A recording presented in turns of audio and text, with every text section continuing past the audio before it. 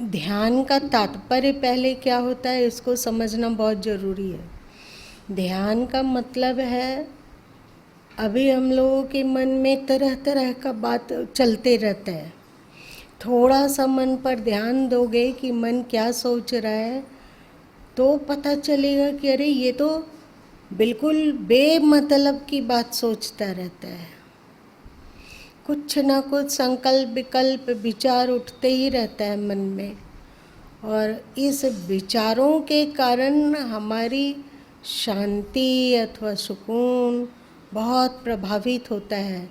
जितनी शांति हमें हम लोगों के भीतर रहनी चाहिए उतनी रहती नहीं है।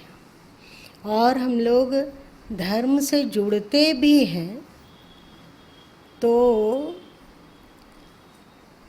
ऐसी कौन सी बात थी कि महात्मा बुद्ध लोग इतने धनी और इतने राज परिवार में जन्म लेकर, मतलब राजा के पुत्र थे, सारा कपिल वस्तु राज्य उन्हीं को मिलने वाला था, तो फिर उन्हें अध्यात्म में ऐसा क्या दिखा कि वे राजपाट छोड़कर अध्यात्म में आगे बढ़ गए।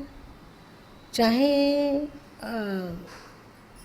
भगवान महावीर, वे भी राजा के पुत्र थे और उनके जीवन में इतना अधिक सुख सुविधा था। जैन ग्रंथ पढ़ोगे तो पता लगता है कि जैसे कुबेर का खजाना था उनके पास। फिर भी अध्यात्म में ऐसा क्या दिखा कि वे छोड़कर, उन सब सुख संपदा को छोड़कर अध्यात्म मार्ग में चले गए। क्या था? और सदगुरु कबीर साहब, वे तो परम ज्ञानी थे। उनको बहुत सारे कबीर पंथी भगवान मानते हैं, परमात्मा मानते हैं, और वे जैसे को तैसा बोलने में तनिक भी झिझक नहीं करते हैं। जो बात सत्य है, जो बात सच्ची है, वे उसको बोल देते हैं। भले ही अगला थोड़ी देर के लिए तिलमिला जाए, परंतु अंदर में उसका हित को रखकर कि अगले का हित होगा वो नहीं जान रहा है, इसीलिए अज्ञान में बह रहा है, तो वे उस बात को बोल दिया करते थे। इतने विवेकी कि कबीरा खड़ा बाजार में मांगे सबकी खैर, ना काहू से दोस्ती ना काहू से बैर। मतलब उनको ना किसी से दोस्ती था ना और दुश्मनी, बेलाग थे, बेलौस थे। और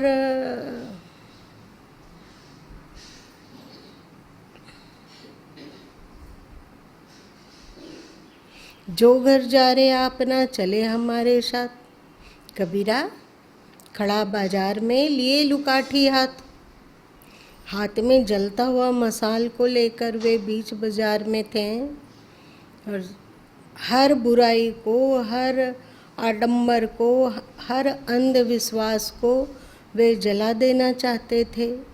फिर भी उनके बीजक को देखो अथवा उनकी वाणियों को देखो तो उसमें अध्यात्म का गुण, अध्यात्म की बात एकदम आकाश को छूती हुई दिखती है। वैराग्य, इतना वैराग्य कि कहो ही नहीं।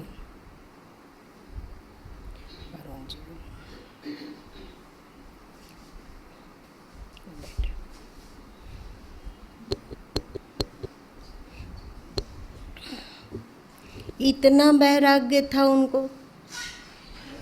ये अध्यात्म है क्यों? क्या जो भी थोड़ा सा विवेक को प्राप्त करता है वो अध्यात्म में झुक जाता है। जैसे आइंस्टीन का नाम सुने हो तुम लोग? वे बहुत अच्छे वैज्ञानिक थे, परंतु उनको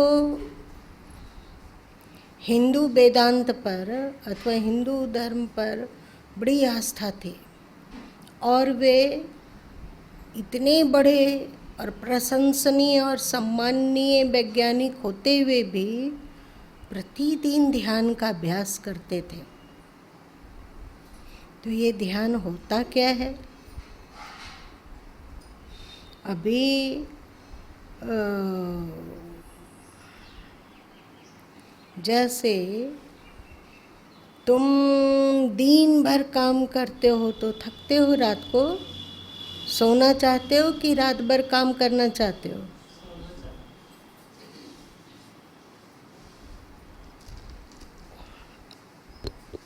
क्यों सोना चाहते हो? क्यों सोना चाहते हो? इसलिए कि क्योंकि हम लोगों का शरीर थक गया है, और क्या, और लगता है कि अब को कुछ भी एनर्जी बची ही नहीं है। ऐसा लगता है एनर्जी है ही नहीं, ताकत बचा ही नहीं है कि हम काम कर सकें, ऐसा लगने लगता है। और जब हम लोग थोड़ी देर के लिए रात को सो जाते हैं और सुबह उठते हैं तो बड़ा फ्रेश लगता है नई ताकत, नई ऊर्जा मिल जाती है, और फिर से हम लोग काम करने लग जाते हैं। अगर आपको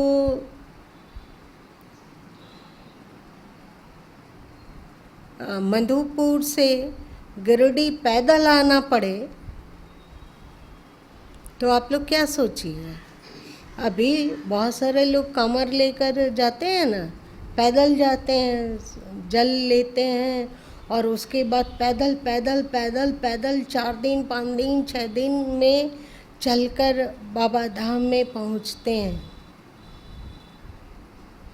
तो पैदल चलने पर शक्ति का ह्रास होता है, तो हम लोग थोड़ा बैठना चाहते हैं, नहीं चाहते हैं? थोड़ा सा आराम चाहते हैं कि थोड़ा रुक जाए। थोड़ा वे लोग पैर का मालिश करते होंगे अथवा क्या करते हैं पता नहीं, उन लोगों का पैर सूज जाता है क्योंकि ज़्यादा चाल पड़ा है। तो वे लोगों को हर हालत में आराम चाहिए। कोई चाहे कि हम लोग केवल काम ही काम करें और आराम ना करें, तो ये संभव नहीं है। ऐसा हो सकता है क्या? नहीं हो सकता है। कई बार आप लोगों को बताया गया कि हम लोग श्वास लेते हैं और श्वास छोड़ते भी हैं। अगर हम लोग सोचे कि नहीं भाई, हमें केवल श्वास लेना ही लेना है, छोड़ना नहीं है, तो क्या हम लोग ऐसा कर सकते हैं? नहीं कर सकते हैं।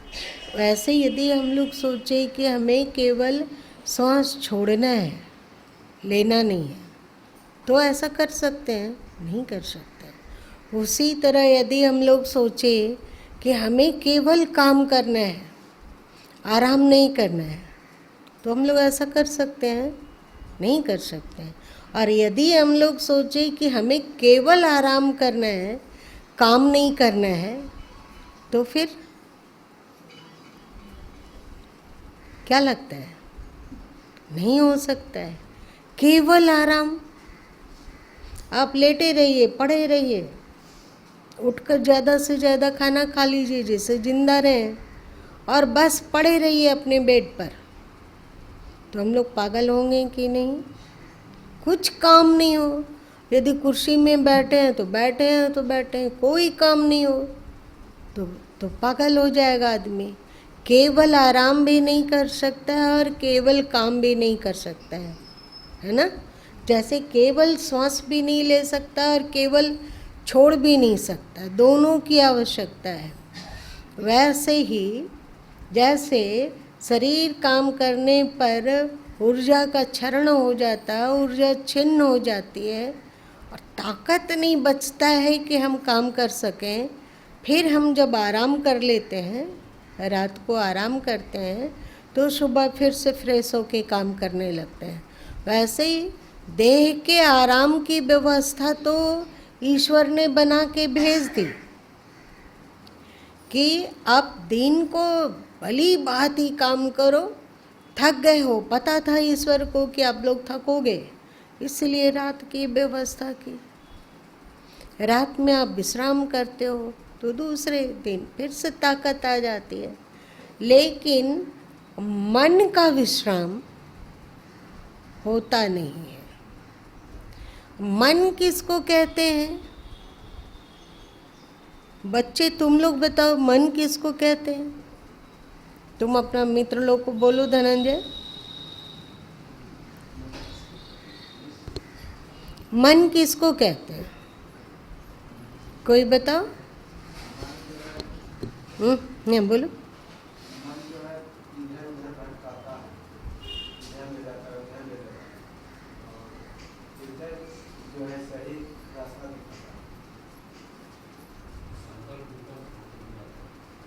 संकल्प विकल्प कौन बोला? गौरी, पहले हम लोगों को समझना होगा कि मन किसको कहते हैं। मन और हृदय की व्याख्या बच्चे तेरा अच्छा है, पर पहले मन को समझना होगा कि मन है क्या। हम लोग तो जानते ही नहीं है, पहचानते भी नहीं है, दूसरे से सुने हैं। हम लोग आंख बंद करके केवल जब मन को देखने लग जाते हैं कि क्या कर रहा है, कौन सा विचार उत्पन्न कर रहा है, क्या उठा पटक कर रहा है, तो ये ध्यान की शुरुआत है।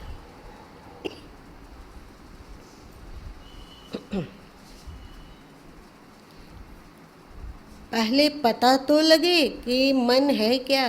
मन में संकल्प विकल्प का तूफान चलता रहता है। मन कुछ न कुछ सोचता रहता है, बिना सोचे मन रह ही नहीं पाता है।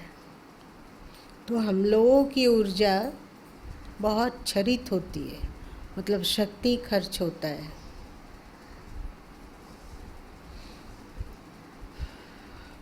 हम लोग पाठ भी करते हैं तो मन भागता रहता है। आप लोग ध्यान दोगे तो पता चलेगा। पाठ कर रहे हैं तो पाठ में अर्थाकार वृत्ति नहीं रहती है। तुम लोग पाठ करते हो तो अर्थाकार वृत्ति रहती है। इतनी बार तो बीजक टीका पढ़ चुके हो, पढ़े हो कि नहीं? लेकिन अर्थाकार वृत्ति नहीं होती है। थोड़ा सा ध्यान दो कि पाठ के समय मन क्या कर रहा है, क्या पाठ में है अथवा शब्द में है। ऐसा नहीं होता है। मन अपना तरीके से कहीं कहीं भाग रहा है, कहीं कहीं दौड़ रहा है, कुछ कुछ सोच रहा है। एक हम लोग यंत्र की तरह पाठ कर लेते हैं। जितना हमें पाठ करना है उतना यंत्र की तरह, मतलब मशीन की तरह, तो सोचो रोबोट की तरह हम लोग पाठ कर लेते हैं। उसमें हमारी संवेदना नहीं जुड़ी हुई है, हमारा मन नहीं उसमें जुड़ा हुआ है। वो बेमतलब सोचता रहता है, सोचता रहता है। और जब ध्यान करने बैठते हैं तो बताओ, आधा घंटा ध्यान में बैठोगे तो कितना देर तक ध्यान होगा और कितना देर तक मन भागते रहेगा? कोई बताओ। मंजू तुम बताओ।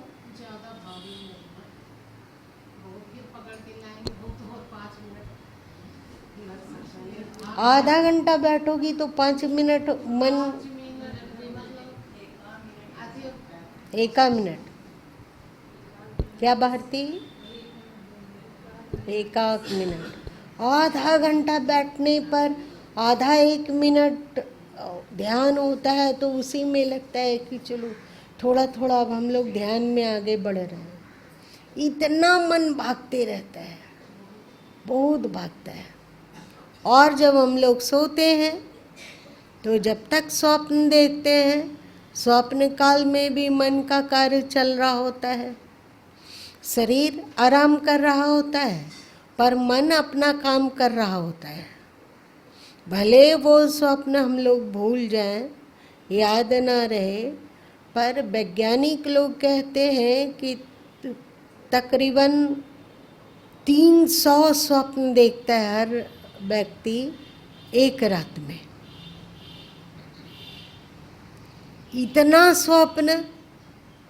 कुछ वैज्ञानिक स्वप्न का समर्थन करते हैं कि व्यक्ति जब स्वप्न देखता है तो उसकी नींद का तारतम्य बना रहता है, ऐसा बोलते हैं।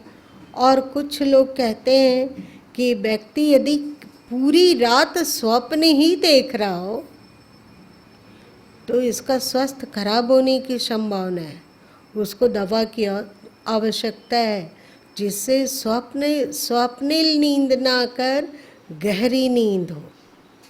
तो कहने का समय का मतलब ये है कि स्वप्न में भी मन काम करता रहता है, कुछ कुछ कल्पना कर रहा है, कभी सांप देख रहा है, कभी उड़ रहा है, तो कभी देख रहा है दांत टूट गया, तो कभी देख रहा है सिर का बाल सफ़ेद हो गया, तो कभी कुछ ऐसा। तुम लोगों को स्वप्न के बारे में पता है कि नहीं?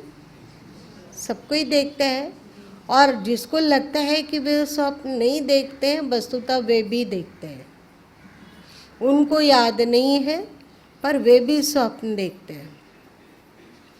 स्वप्न में मन चंचल रहता है, मन कुछ सोचता रहता है। इसकी पहचान कैसे होता है आप लोगों को गुरु माँ बतलाए हैं? अभी तुम चुप, और लोग बोलो। आप स्वप्न में हैं, जैसे आपका बच्चा सोया हुआ है, आप बच्चा स्वप्न में है कि गहरी नींद में, इसको आप कैसे पहचान सकते हो?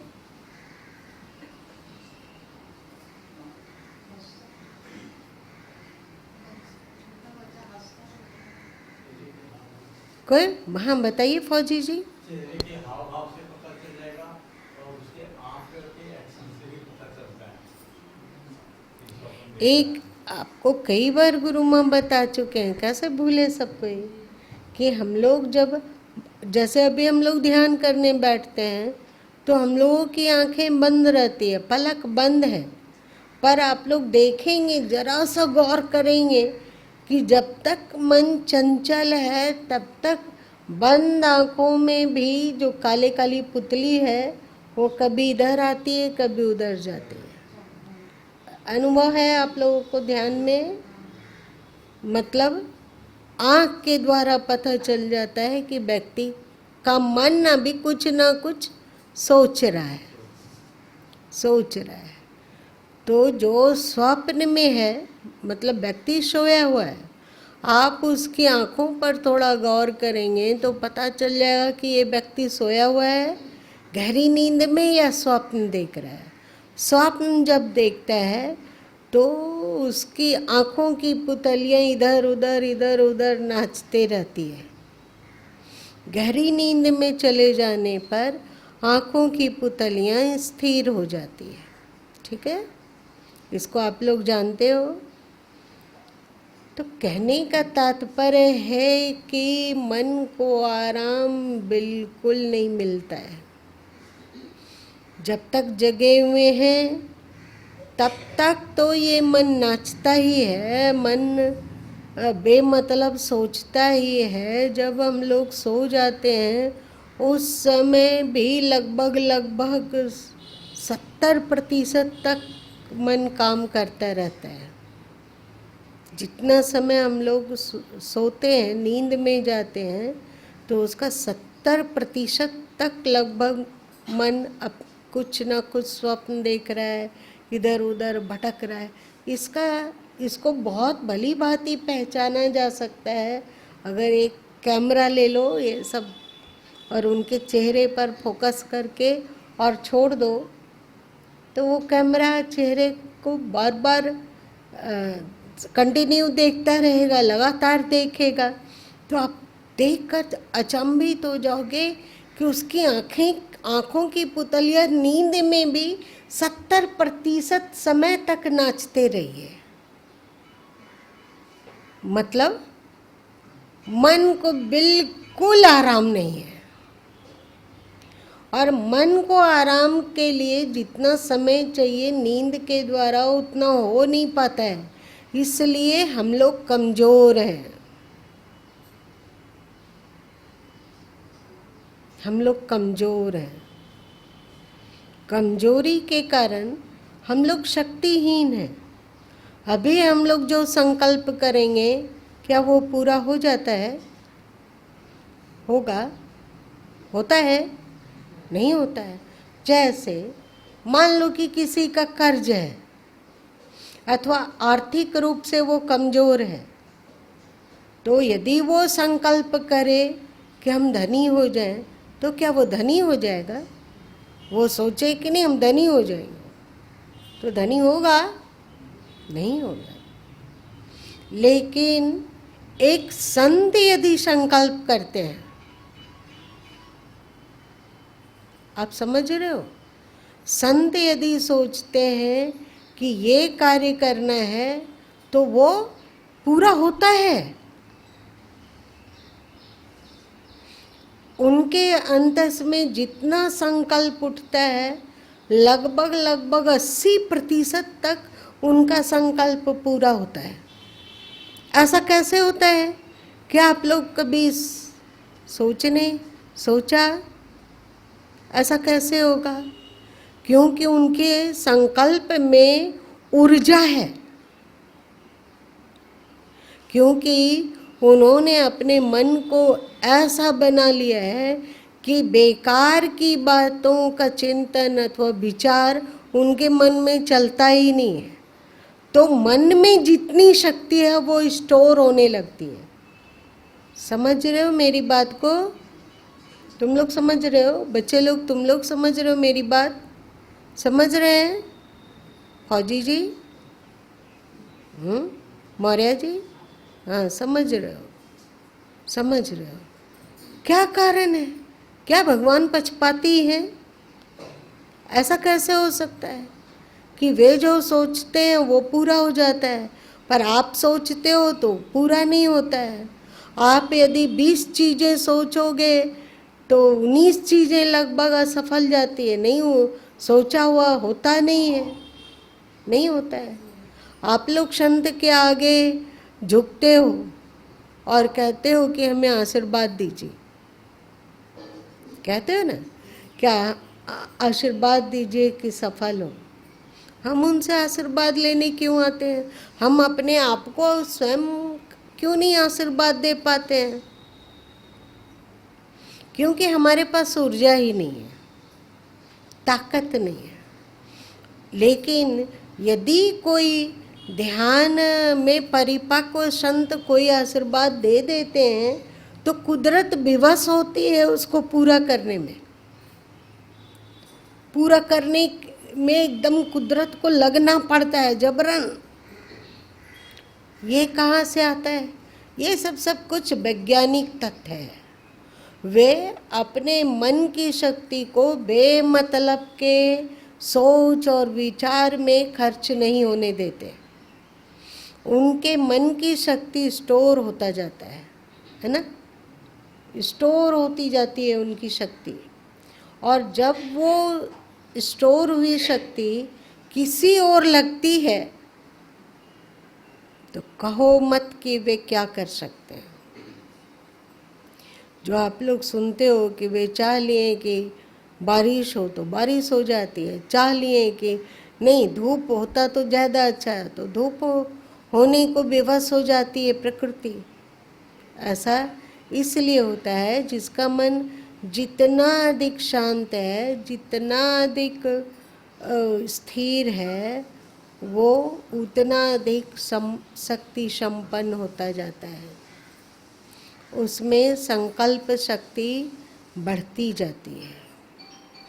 तो ध्यान में, क्योंकि हम लोगों का मन की शक्ति जब तक जगे हुए तब से लेकर स्वप्न तक खर्च होता ही रहता है, होता ही रहता है। और नींद, गहरी नींद के द्वारा हम शक्ति को बहुत कम अर्जित कर पाते हैं। हाँ? तो ध्यान, आप लोगों के पूर्वज बताएं त्रिसंध्या। त्रिसंध्या अभी हम लोग क्या करते हैं, पाठ में भी बैठते हैं तो वस्तुतः पाठ करते नहीं है, निपटाते हैं। निपटाना और करने में क्या अंतर है? तुम बोलो तो जगदम्बा। उस काम को पूरा कर लिया। जल्दी से कर लेते हैं, अभी ये काम बाकी, ये काम बाकी, ये काम बाकी है, ये करना है, ये करना है, ये करना है, जल्दी जल्दी जल्दी। और करने का मतलब है कि ध्यान पूर्वक उसको अच्छी तरह करिए। तो बात हो रहा है तो उसका अर्थ का और शांति से बैठे और देखें कि मन क्या कर रहा है। पहले कोशिश करो कि हम 4 लाइन बिना मन के भागे पाठ कर पाए।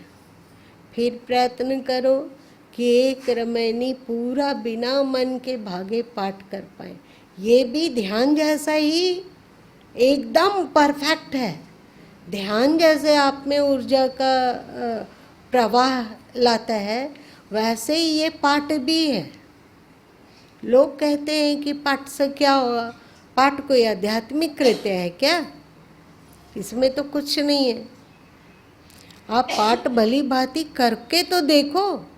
ऐसा कैसे होगा कि पाठ निरर्थक हो? यदि निरर्थक होता तो हमारे ऋषि मुनि, हमारे संत लोग क्यों करते? वे लोग बोले कि 3 संध्या करो। 3 संध्या में अभी एकाएक हम ध्यान लगाने बैठ जाएंगे तो ऐसे एकदम लगेगा, ओह, जो पूरे दिन नहीं सोचाता है वो भी सोचाने लग जाता है उस समय। ऐसा होता है ना? ऐसा होता है। लेकिन आप पाठ का आधार लेते हो तो वहाँ मन बहुत ज़्यादा नहीं सोच रहा है, सीमित सोच रहा है कि इसका ये अर्थ है, इसका ये अर्थ है, इसका ये अर्थ है, मनन पूर्वक कर रहा है। तो मन को थोड़ी छूट भी है। अर्थ का चिंतन करेगा, जैसे बीजक में झूठ झूठ के छाड़ाऊँ मिथ्या या संसार, तेही कारण मैं कहता हूँ जाते हो ओ बार। तो इसमें यदि आपका मन का संयोग है तो अर्थ तो उसका चिंतन हो रहा है ना, तो अर्थ भी तो सोचना ही हुआ ना कि इसका मतलब ये होगा, ये भी एक तरह का सोचना ही हुआ। तो ध्यान से ज़्यादा सरल पाठ हो जाता है। यदि ध्यान पूर्वक पाठ किया जाए तो मन को थोड़ी छूट भी है और थोड़ी स्थिरता भी है। उसके बाद आप सुमिरन करते हो, मतलब जाप करते हो, तो देखो माला ठीक है कि माला का मोहताज नहीं है जाप, लेकिन माला में ये सुविधा है, आप शुरू में लो कि हमें 5 मन का मतलब 5 मोती एकदम एकाग्रचित से मन को उसमें संयुक्त करके करना है।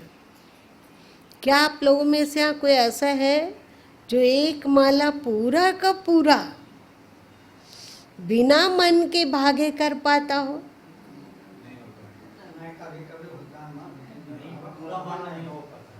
एकदम असंभव है सदानंद जी, बिल्कुल असंभव बात है, नहीं होता है। आप देखिए, भली भांति देखिए तो 3-4 मोती हट घसकते घसकते एकदम आकाश पाताल करने लगा और बहुत देर के बाद होश आया कि रे हम तो जाप कर रहे हैं। फिर 2-4 मोती घस का फिर भाग गया और कब बहुत देर के बाद पता चलता है भागता है। 5 मोती भी करना एक चमत्कार है। और साक्षी हो, अगर होगा तो जीवन की क्वालिटी बदलने लगेगी। विकार न्यून होने लगेगी। विकार मतलब वासना है, क्रोध है, मोह है, लोभ है, अहंकार है, ईर्ष्या है, राग द्वेष है, उसमें कमी आने लगेगी। अभी आप अपने जीवन से संतुष्ट हैं? पहले से आप लोगों में बहुत ज़्यादा सुधार हो गया, ये माना जाना चाहिए। जब आप शुरू आश्रम से जुड़े थे उस समय से लेकर अभी तक में बहुत अंतर आ गया, लेकिन अभी भी पूरा परफेक्ट नहीं बना है। बना नहीं बना है, अभी और हम लोगों को अभ्यास की आवश्यकता है। अलग अलग चीज में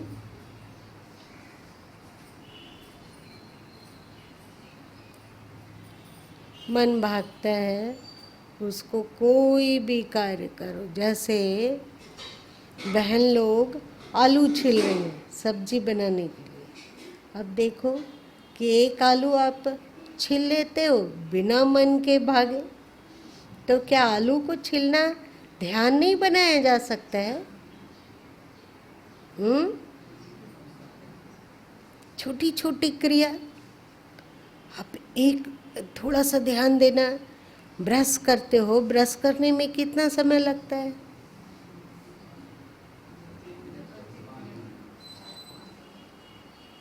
अच्छा, 2-3 मिनट लगता होगा।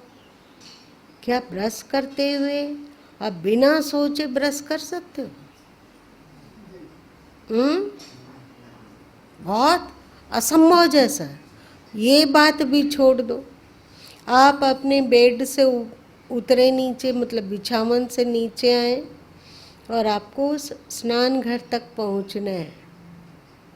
कितना समय लगेगा यहाँ से स्नान घर तक पहुँचने में? राम जी, कितना समय लगेगा? आधा मिनट लग जाता है। अच्छा, तो अब आप लोग गौर करना। जब आप जागे और पैर धरती पर रखे और चल दिए अब स्नान घर की ओर, बीच में 20 सेकंड मिल रहा है। देखो, क्या वो रास्ता बिना मन के सोचे तय हो जाता है? थोड़ा सा चौकन्ना हो और पूरा जीवन को ध्यान में बनाया जा सकता है। सरकार प्रभु कहा करते थे कि मन को डब्बा और शरीर को इंजन बनाना चाहिए। आसान नहीं है जो सरकार प्रभु ने कहा, वह आसान नहीं है। मन को डब्बा और शरीर को इंजन। जहाँ शरीर है वहीं मन ना भागे। ऐसा हो सकता है क्या? एकदम बहुत कठिन है, बहुत कठिन।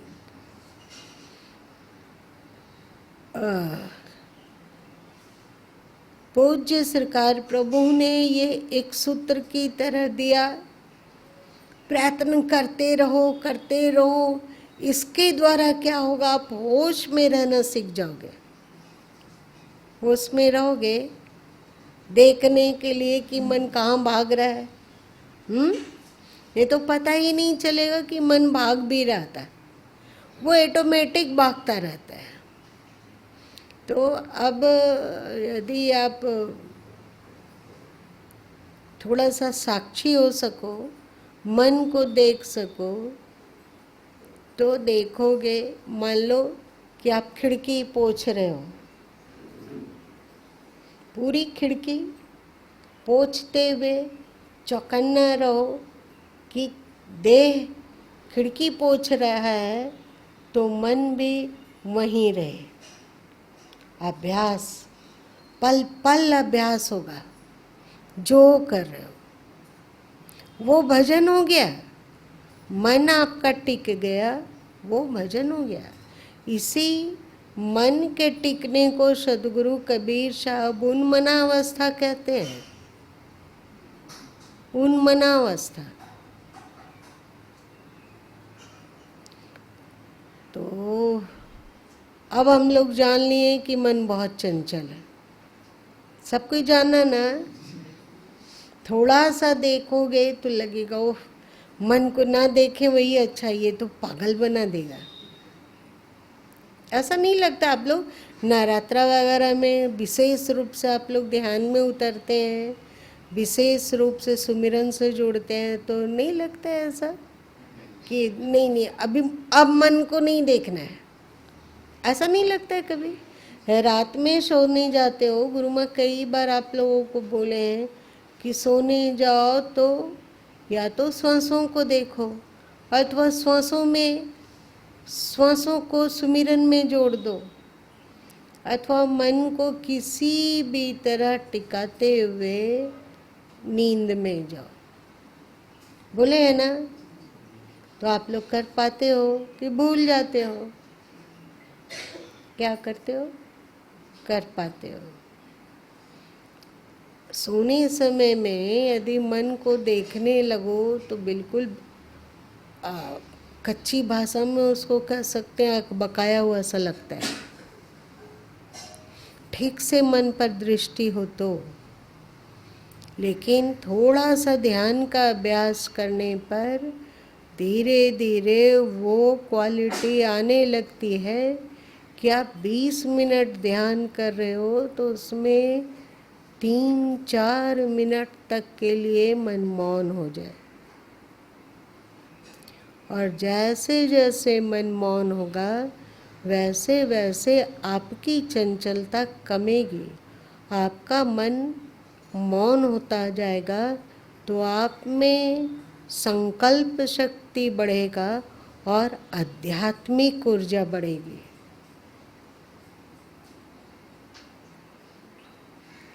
अभी ना चाहते हुए भी क्रोध हो जाता है, ऐसा होता है?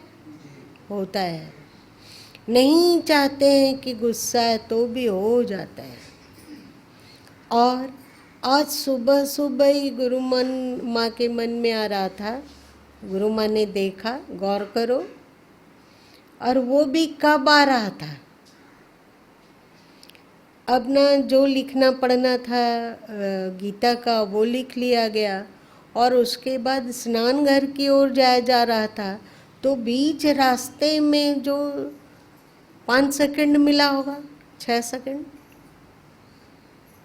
उसमें मन में आ रहा था कि पतंजलि जी योग के प्रारंभिक बिंदु में कहा यम, अहिंसा, सत्य, अस्तेय, ब्रह्मचर्य और अपरिग्रह, यही ना?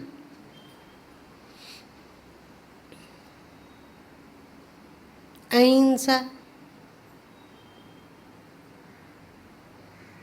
व्यक्ति अहिंसक कैसे बन पाए? कैसे बनेगा? केवल जीव जंतुओं को मारना अथवा तड़पाना अहिंसा नहीं है। अहिंसा का मतलब है कि आप शरीर से तो अहिंसा का पालन करते ही हैं, साथ साथ आपकी वाणी भी अहिंसा का पालन करे। मतलब ऐसी वाणी मुंह से ना निकले जो दूसरे को चोट लगे अथवा दुख हो, है कि नहीं? और फिर मन से किसी के प्रति भी द्वेष होना हिंसा है। किसी के प्रति भी द्वेष ना हो, ये पूर्ण अहिंसा है।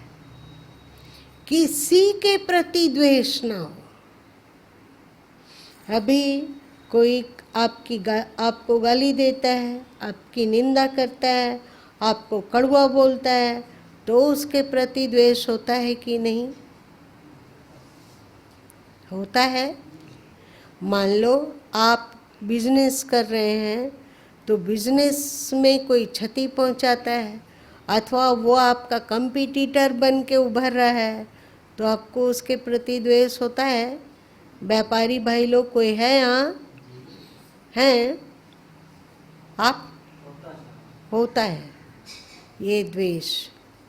तो पतंजलि जी एक बहुत बारीक बात बता दिए। पहला अहिंसा, अध्यात्म का पहला मार्ग, मतलब पहला कदम है कि अहिंसा को साधे, मतलब द्वेष मुक्त हो। यदि किसी को डांटना है तो डांटो, पर बिना द्वेष का।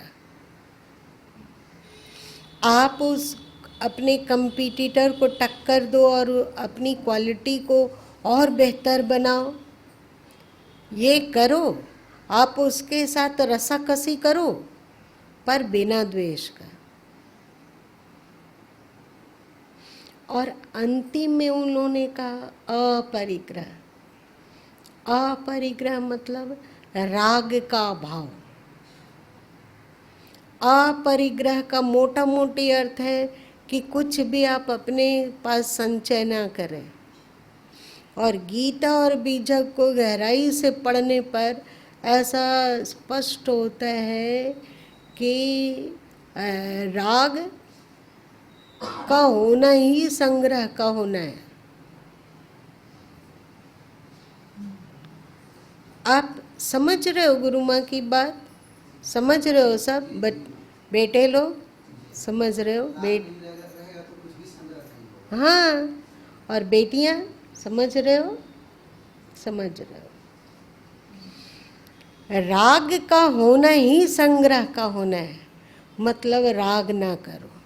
कितना मजबूत कोरा बनाया उन्होंने, पतंजलि जी ने योग का पहले ही यम के अंतर्गत ही पूरी बात कह दिया।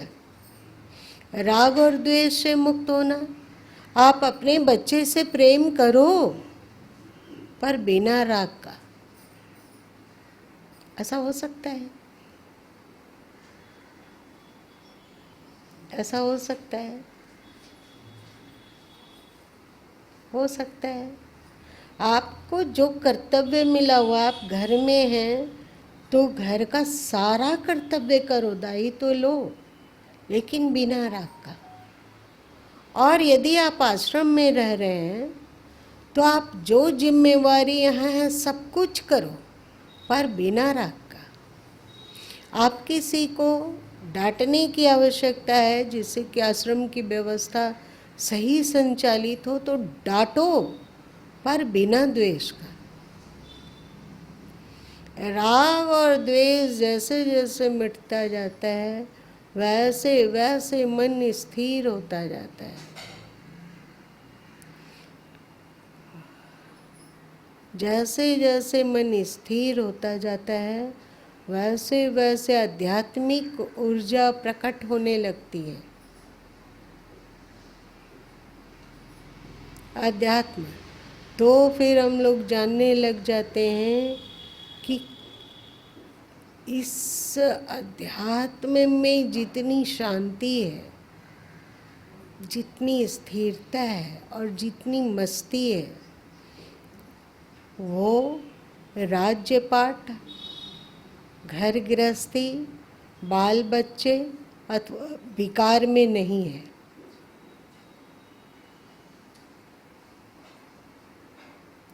ध्यान जैसे जैसे मन टिकने लग जाएगा वैसे वैसे आध्यात्मिक ऊर्जा बढ़ती जाएगी।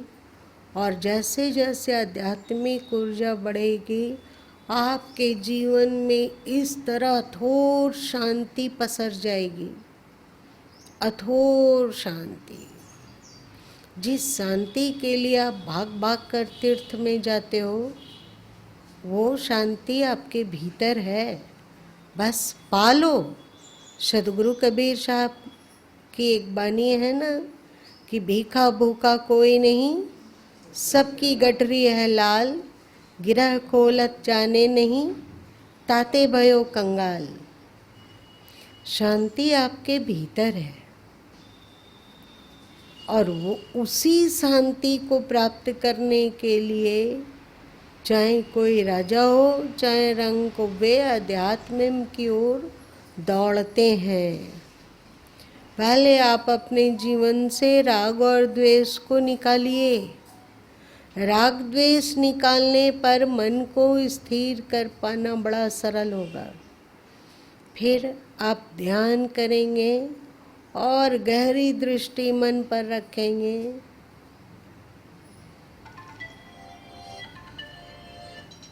गहरी दृष्टि तो आप 15 मिनट ध्यान कर रहे हैं तो हो सकता है कि 10 मिनट तक का ध्यान लग जाए, मतलब 10 मिनट तक मन स्थिर रहे। उसके बाद क्या होगा इसकी चर्चा सदगुरु कबीर साहब शब्द के पहले शब्द में करते हैं कि पाहन फोरी गंगे की निकरी चौदिसी पानी पानी। इस चंचलता का पहाड़ को यदि तोड़ा जा सके ध्यान के द्वारा, एकाग्रता के द्वारा, तो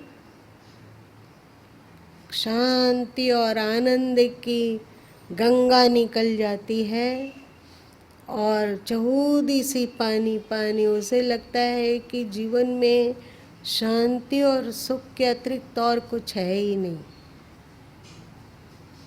धन हो तो भी खुश, ना हो तो भी खुश, कोई गाली दे रहा है तो भी खुश, कोई प्रशंसा कर रहा है तो भी खुश। तो जो कृष्ण समत्वम योग उच्चते कहे ना, इसकी प्राप्ति हो जाएगी। फिर क्या होगा? लाली देखन मैं गई, ये गूंगे का गुड़ है, इसे बोला नहीं जा सकता है, चखा जा सकता है। ठीक है, इसलिए ध्यान का अभ्यास किया जाता है। सब कुछ समझ गए? समझे? और ध्यान को केवल हाथ पैर मोड़कर बैठने को ही मत समझो। ध्यान तुम्हारा आलू छीलना भी हो सकता है, ध्यान तेरा ब्रश करना भी हो सकता है, ध्यान तेरा डांटना भी हो सकता है, ध्यान रसोई बनाना भी हो सकता है, और ध्यान व्यापार भी करना भी हो सकता है।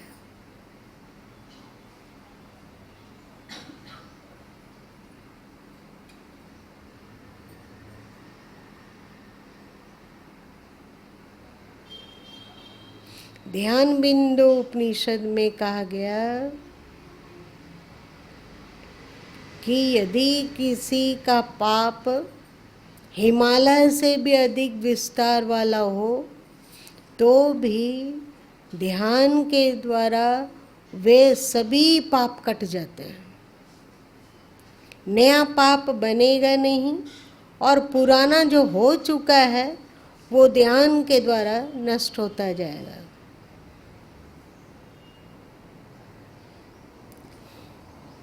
तुम अपने दोस्तों से पूछो धनंजय, वे लोग समझे ध्यान को? समझे बच्चे? समझे कि क्यों ध्यान जरूरी है?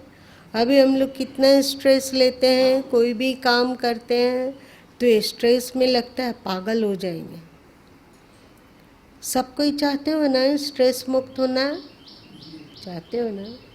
सबको ही शांति चाहते हो?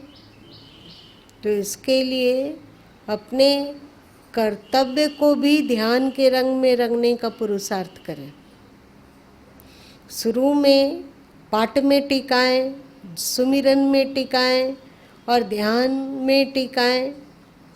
ध्यान 5 मिनट, 10 मिनट, 15 मिनट, आधा घंटा जरूर करें और उसके बाद फिर अपने कर्तव्यों को भी ध्यान के रंग में रंगना शुरू कर दें।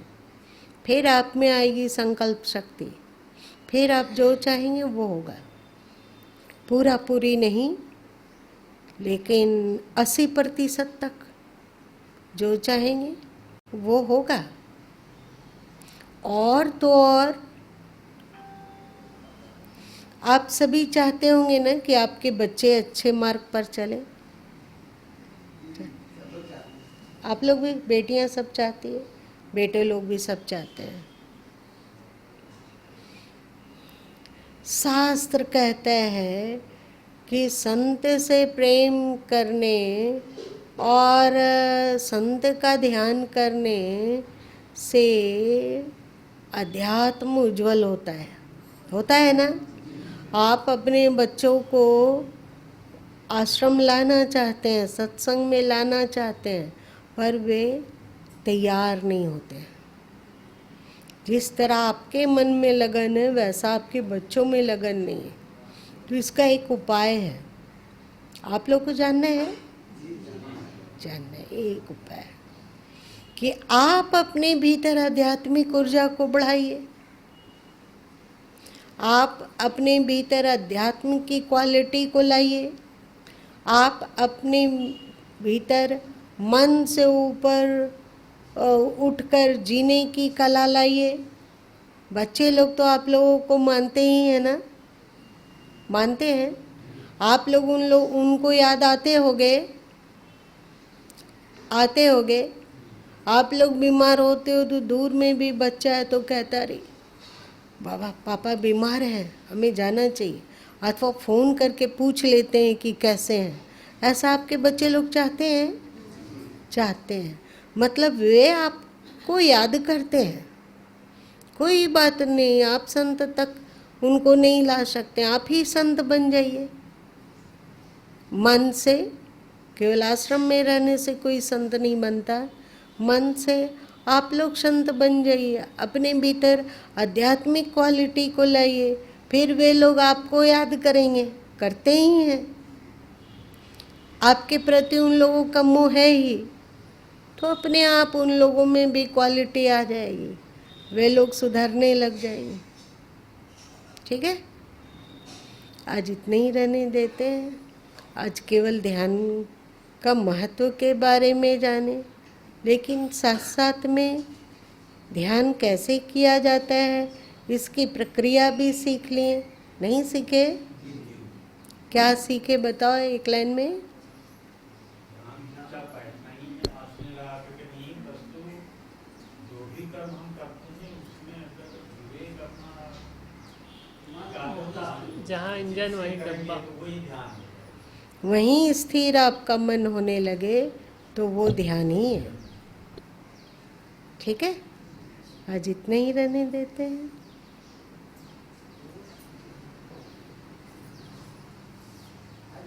होश में रहने का हर क्षण होश।